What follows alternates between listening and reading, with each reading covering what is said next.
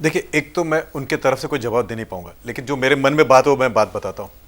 As प्रधानमंत्री मेरे ख्याल से जितने भी हमने प्रधानमंत्री इस देश में देखे उसमें सबसे अच्छा कम्युनिकेशन और सीधे कम्युनिकेशन प्रधानमंत्री नरेंद्र मोदी जी कर रहे हैं। फिर वो रेडियो के तरफ से हो या कई बार अनेक अनेक कार्यक्रमों में जाके वो बात करते हैं। और ये जो कल का जो कार्यक्रम हुआ, ये देश की उपलब्धि बताने की बात है। कॉमनवेल्थ में जो टोटल पॉपुलेशन है उसमें से 55% पॉपुलेशन भारत की है। हमारा मेजर रोल है। यहाँ का जो जियो पॉलिटिक्स है पूरा सब कॉन्टिनेंट का, इस सब कॉन्टिनेंट के जियो पॉलिटिक्स के अंदर इंग्लैंड का, ब्रिटेन का बहुत बड़ा रोल रहेगा और कॉमनवेल्थ कंट्रीज का भी बहुत बड़ा रोल रहेगा।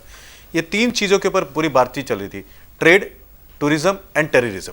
ये तीन चीज़ हम सबको काउंटर करती है। और मेरे ख्याल से प्रधानमंत्री मोदी जी का कल जो वहाँ पे संवाद हुआ, उस संवाद से लोगों को हमने क्या उपलब्धियाँ की हैं गत 4 सालों में, उसके बारे में उन्होंने बताया। कई प्रधानमंत्री पहले गए, उन्होंने भी अच्छा काम किया, अपनी बातें बताने की कोशिश की है।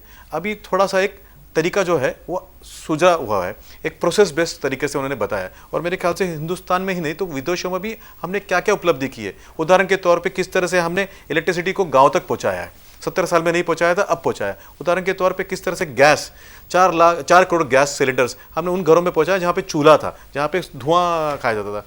किस तरह से गरीब आदमी को मेडिकल की सुविधा दी जाएगी, प्रधानमंत्री जी की जो योजना उसके तहत दी जाएगी। तो ये जो बातें थी कि भाई ये उपलब्धियां हैं, this are the way the country has change, देश इस तरह से बदला है। जब ये बातें आप विदेश में बताते हैं तभी फॉरेन डायरेक्ट इन्वेस्टमेंट आता है।